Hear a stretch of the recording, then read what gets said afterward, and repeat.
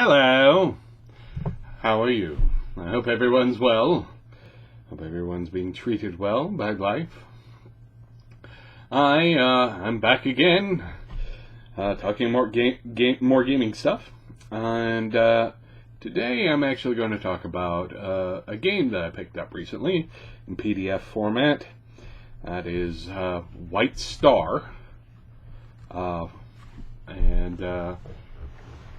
White Star is interesting. Let me preface by explaining why I checked out White Star. I had talked about it previously as something I had heard of, something in the old school revival sort of milieu, but was in a science fiction framework instead of your old school D&D. Comes out of Swords and Wizardry, White Box. And it's just a rule system, for the most part. It's based off of the D&D model. It's same stats and such, armor class, hit points, levels, that thing, in the classic sense. And they sort of translate that into a science fiction game. Now, I have thoughts on this. Having sat down and read it, it's an inexpensive PDF, by the way, so it's not going to hurt you to pick it up, and the read is not that long, so I would recommend you check it out, on your own, because it's not going to cost you much, and it won't take you too long to figure out whether or not you like it or not. Some people are not going to like this game. I will state that up front. Some people will not like this game. I am mixed on this game. It is a really solid port of a D&D style game. It's very simple and streamlined. It includes optional rules that you don't have to use, but I would certainly use most of them to make the game slightly more complex and therefore, give you more options, I guess. They give you a different option on handling AC and a couple of other things along those lines. They also include 4 base classes and 3 race classes.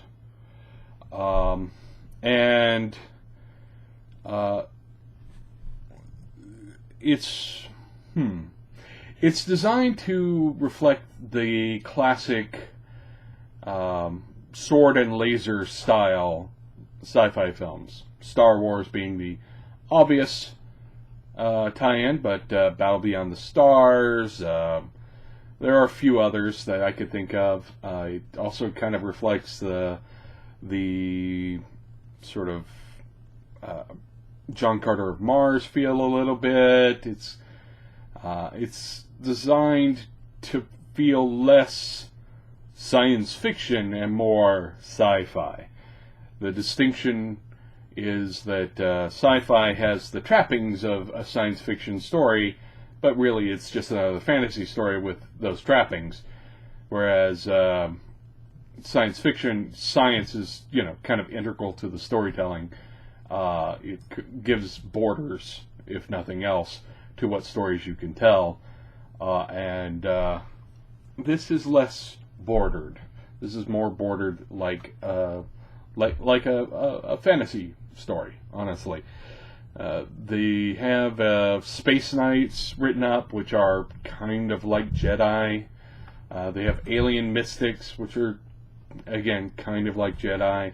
They give them powers that are described in much the same way that spellcasting is done in D&D. They've got some ship combat rules that are fairly rudimentary, but they work.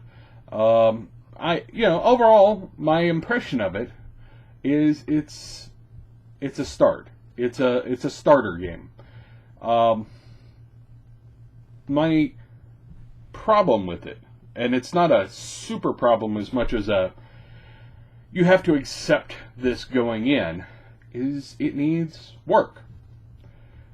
I could not run this out of the box and satisfy most of the people I've ever played with. This is not to say that the rules aren't, well written for what they are, but there's not a lot of option. There's not a lot of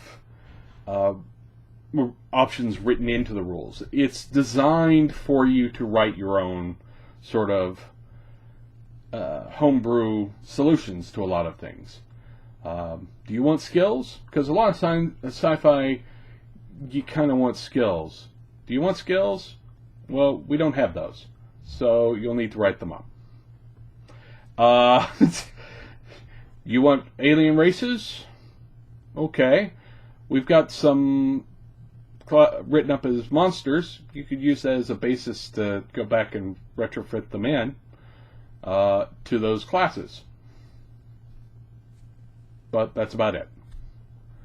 It's odd. If you want a class that doesn't really exist in here, obviously you'll need to come up with your own. So it has some base assumptions, sort of a rough setting. The setting is, they flat out say this is not intended to stand on its own. You should come up with your own setting, your own stories and such to go with it. One of the reasons I got interested was because a friend of mine was writing books about, well, not about, but intended for this setting to add options. And the way they've done their licensing, they want people to do that. And I think that's a really solid plan on their part. I think that is what breathes life into this. If I, had to judge it on its own, standing on its own, I probably wouldn't recommend it to a lot of people because, designing a bunch of stuff for your game can be daunting for people who are not used to doing that. It's a lot of work. And having a game system that is not full of all of these, all the long list of options, can be, a little daunting that, well, I want a skill check. All right, well, I'll have to come up with a way of doing that. I want to, I want this race. Well, I'll have to come up with the stats and figure out how they fit into the different classes. I want a class that isn't represented here. Okay, I'll have to go through and figure out a way of doing that. So I think it's it's a project game, in that regard. If you buy this on your own, unless you're buying some other books from other publishers, and there are other publishers putting out stuff for White Star, you may end up having to do a lot of work yourself to sort of pad it out into the game that you're probably going to have at the table. Because a lot of people like to have options. You don't want to have so many options that you get the sort of paralysis from it. Pathfinder kind of suffers from this. I like Pathfinder. Don't get me wrong. I like it. Don't send me hate mail. But, and this is a product of their publishing model as much as anything, there is so much stuff for Pathfinder that you just sort of, you have too much. You have too much to choose from. You have too many overlapping things, too many things that get revisions and, I want to play this kind of rogue. Well, you could do it with this other class that we introduced in this other book that you don't have, and it would be much more the direction you were trying to go with that one. And, it's so filled with options that it's too much. Mainly because they enumerate all their options rather than giving you open options that you can customize to fit. Because it's based on 3.5. So you have dozens of classes and hundreds of prestige classes at this point, especially if you consider the third-party publishers. And pardon me, didn't mean to sneeze. Anyways, So that's a problem. This is the polar opposite of that. This is so streamlined, so simple, that you are actually having, if you want options, you have to invent them. So that's something to keep in mind. I guess the final result is, if you're the kind of person who likes making up stuff, this game can give you a good basis to start making up stuff for a science fiction setting. Well, not a sci-fi setting. The rules really don't support a strong skill-based, science-based, science fiction-y story. Like, you're not going to run The Expanse in this. Or you know, you're not going to run Traveler in this. This is much more the Star Wars model. If you want to run a Star Wars type game, you know, I could think of a few others along those lines this would work for. There's a new show on Sci-Fi called Killjoys. This would work for a Killjoys game. You don't have to know, all the science. You just have enough science to explain the weird arcane stuff that happens around people, and you don't actually have to, it's more technobabble at that point rather than a limitation. The other thing is, I would check out some of the third-party people making stuff to go with this, because there are a lot of them apparently. They made it open for a reason, and I applaud them for that, actually. I think making it open means that they don't have to do a publishing model where they have to constantly churn out product for people to feel like they have options for it. They can just go, if you want psionics, go buy stuff by Mathew Skail, who's a friend of mine, and it'll have psionic options. He even did a follow-up book to that. So I think that that's something that you might want to look at if you're looking at Lightstar. If you're looking for a complete all-in system with lots of options, this isn't it. So keep that in mind.